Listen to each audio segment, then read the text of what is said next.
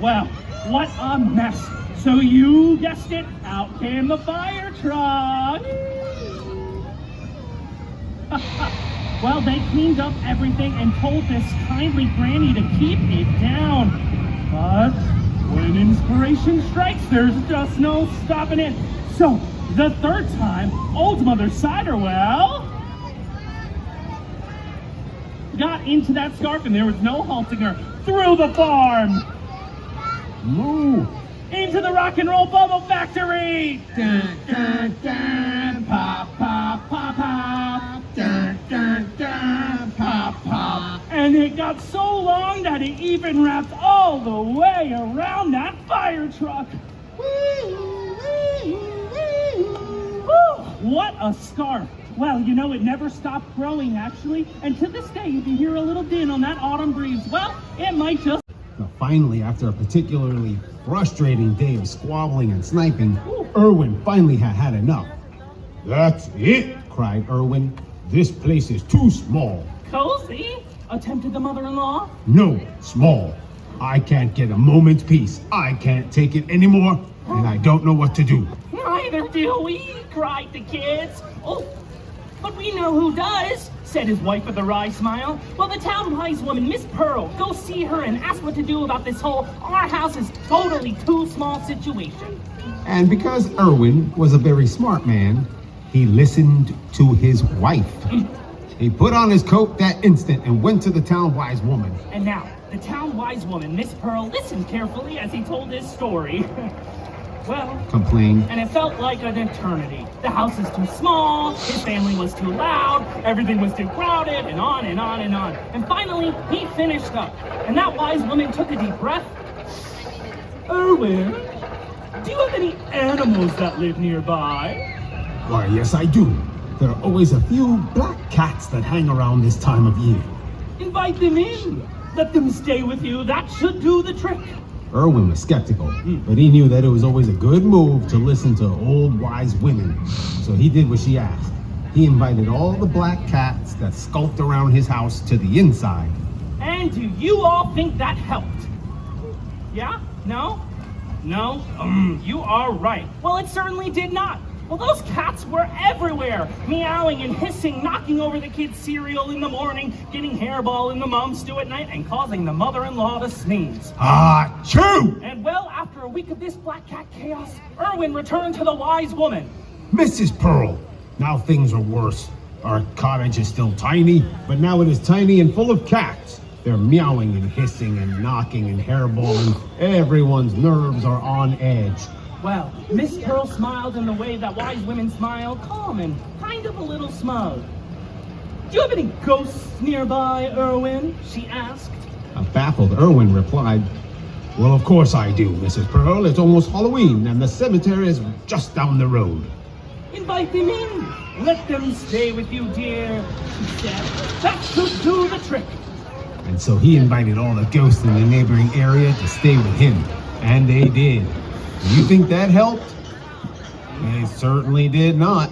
The ghosts were everywhere, booing and wailing, rattling chains, taking up space in all the mirrors, not to mention making the candles float, which was a fire hazard. This only frightened the cats, who made even more of a ruckus. They startled the children, they were coughing up hairballs and causing the mother-in-law to sneeze. Achoo! Well, this went on for a few days, and Erwin simply could not take it anymore, so he ran to Miss Pearl. I didn't think it was possible, but this is even worse. Our cottage is still tiny, but now it is tiny and full to the brim of ghosts and cats. The ghosts won't stop wailing and rattling, the cats won't stop meowing, and everyone's nerves are on the absolute edge. Miss Pearl smiled. Erwin? What, Mrs. Pearl? What now? Erwin, do you know any werewolves? Of course I do, Mrs. Pearl. It's almost Halloween and a full moon, and some of my best friends are werewolves. Well, the wise woman smiled. Erwin, do you know what I'm about to say? Oh, I think so. You're about to tell me to invite the werewolves to stay with me, aren't you? And the wise woman smiled and pointed him towards the door. She pulled her shawl around her shoulders and waved goodbye to Erwin as he trudged home, making sure to swing by and pick up his werewolf buddies to hang out with his family for an undeterminate amount of time. And do you think that helped? It certainly did not. The werewolves are just a bunch of human friends when they got there.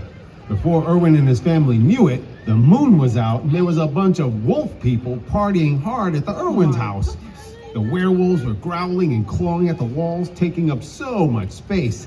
The ghosts were wailing and chain rattling. The cats were meowing up a storm, barfing up hairballs, and making the mother-in-law sneeze. Achoo! Now, all of this continued for a while. Erwin would do as Miss Pearl asked, invite more creatures into his home. Mayhem would ensue and he would return to Miss Pearl. She would tell him to invite even more creatures to stay.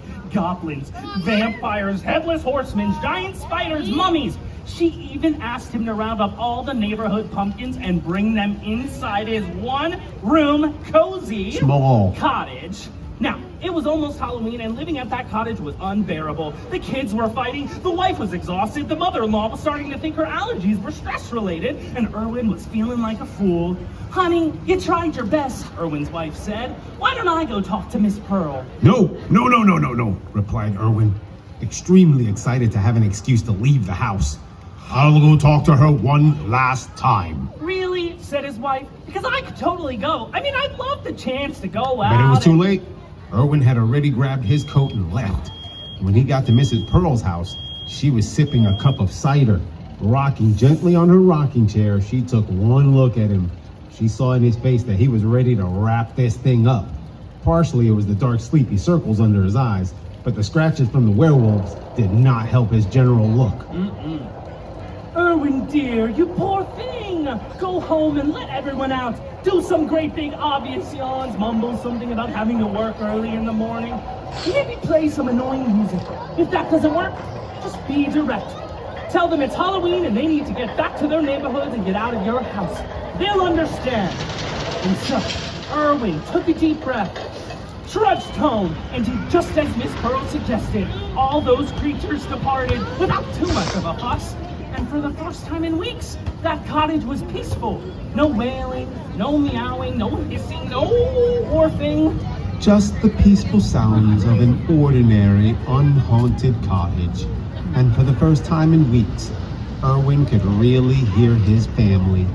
His kids laughing, his wife humming, his mother-in-law sneezing. Achoo!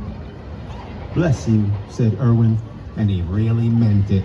Well, that night, everybody slept so soundly, they even slept in late. When they finally awoke on Halloween morning, well, that house felt cozy in all the right ways, full of family and love. But finally, it felt like there was enough space to appreciate all of it.